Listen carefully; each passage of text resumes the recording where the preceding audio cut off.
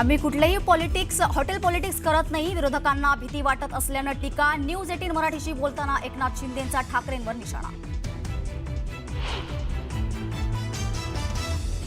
ठाण्यात भाजपला महापौरपद मिळावं. दिलेला शब्द पाळायचा असेल तर महत्त्वाची पदं मिळायला हवीत, नाहीतर विरोधी बाकावर बसू. आमदार निरंजन डावखरेंचा इशारा.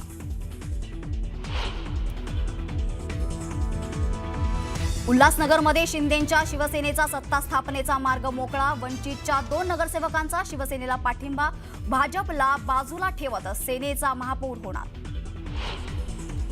मालेगावात काँग्रेसचा इस्लाम पार्टीला पाठिंबा. बहुमतासाठी लागणारे 43 नगरसेवकांचं संख्याबळ पूर्ण. मार्क्सवादी कम्युनिस्ट पार्टीच्या नेतृत्वाखाली पालघरमधून निघाला शेतकऱ्यांचा लॉंग मार्च. हजारो शेतकरी लॉंग मार्चमध्ये सहभागी. उद्या पालघर जिल्हाधिकारी कार्यालयावर मोर्चा धडकणार. नितीन नवीन यांची भाजप राष्ट्रीय अध्यक्षपदावर बिनविरोध निवड. उद्या सकाळी अधिकृत घोषणा होणार. शिवसेना पक्ष आणि चिन्ह प्रकरणी सुप्रीम कोर्टातील सुनावणीचा मुहूर्त अखेर ठरलाय. 21 जानेवारीला सुप्रीम कोर्टात सुनावणी होणार आहे. त्यासोबतच राष्ट्रवादी काँग्रेस पक्ष आणि घड्याळ चिन्हाबाबतही सुनावणी होणार आहे.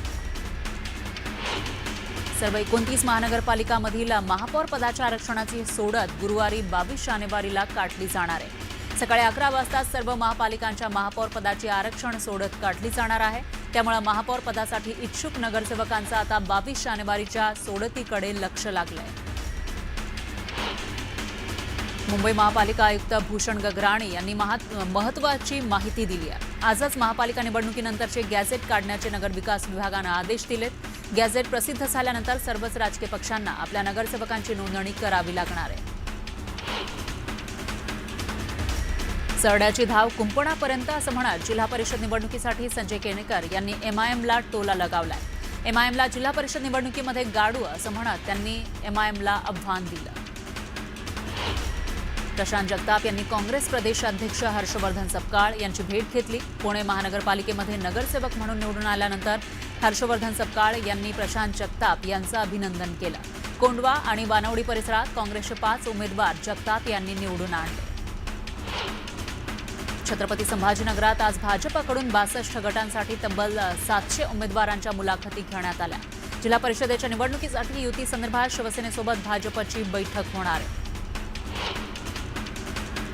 जिल्हा परिषद पंचायत समितीच्या निवडणुकीची रणधुमाळी सुरू झाली आहे. दरम्यान शिवसेनेनं किल्ले रायगडावर विधिवत पूजा करून मंत्री भरत गोगावलेंनी सपत्नीक प्रचाराचा नारळ फोडला.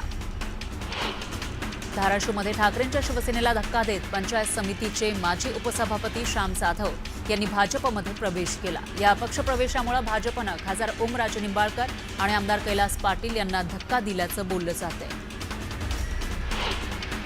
धाराशिव जिल्हा परिषद निवडणुकीमध्ये महायुती आणि महाविकास आघाडीमध्ये संभ्रम पाहायला मिळतोय. उमेदवारी अर्ज दाखल करण्याचे शेवटचे 3 दिवस बाकी आहेत. मात्र अजूनही युती आघाडीचा पेच कायम आहे.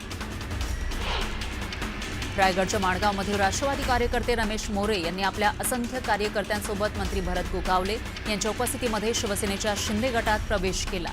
ऐन जिल्हा परिषद निवडणुकीच्या तोंडावर झालेल्या प्रवेशामुळे माणगावच्या मोरबा जिल्हा परिषद मतदारसंघात शिवसेनेची ताकद वाढली. उल्हासनगरमध्ये शिवसेना शिंदे गटाचा सत्ता स्थापनेचा मार्ग अखेर मोकळा झाला. त्यांना 40 या मॅजिक फिगरसाठी अवघ्या 2 नगरसेवकांची गरज असताना वंचितच्या 2 नगरसेवकांनी शिवसेनेला पाठिंबा जाहीर केला. जिल्हा परिषद आणि पंचायत समिती निवडणुकीच्या पार्श्वभूमीवर आघाडीबाबत छत्रपती संभाजीनगरमध्ये ठाकरेंची शिवसेना आणि काँग्रेसची बैठक झाली. बैठकीसाठी काँग्रेसकडून जगन्नाथ काळे आणि विश्वास अवताडे उपस्थित होते.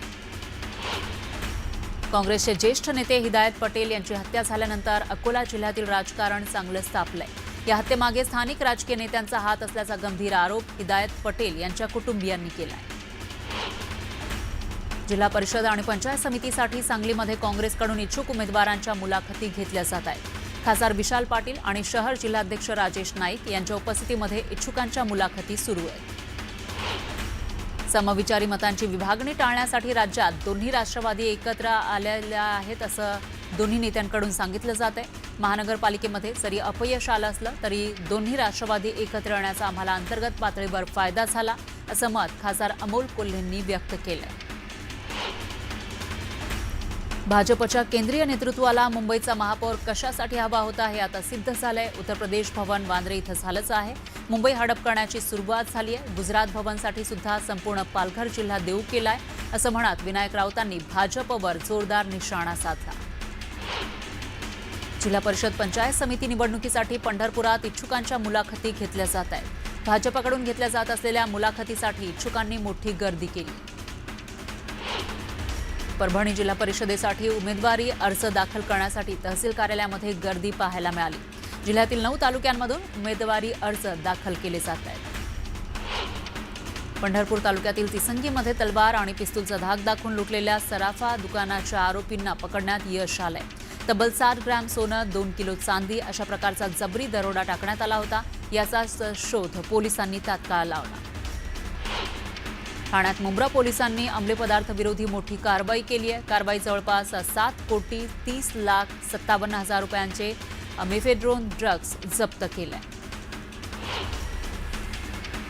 नाशिक जिल्हा रुग्णालयाच्या आवारात पोलिसांकडून वकिलाला मारहाण करण्यात आल्याचा आरोप आहे. याविरोधात जिल्हा न्यायालयाबाहेर वकील संघटनेनं निदर्शनं केली आणि संबंधित पोलिसाला तात्काळ निलंबित करण्याची मागणी केली. अमरावतीमध्ये एकाच वेळी 5,000 भाविकांनी गजानन महाराजांचे पारायण वाचन केलं. स्वामी विवेकानंद सभागृहात माजी मंत्री प्रवीण पोटे यांनी पूजन केल्यानंतर पारायण वाचन पार पडलं. ई-केवायसी करूनही शेकडो गरजू आणि मजूर महिलांना लाडकी बहीण योजनेचे 2 हप्ते मिळालेले नाही. त्यामुळे रोष व्यक्त करत वाशिम जिल्हाधिकारी कार्यालयावर शेकडो महिलांनी आंदोलन केलं.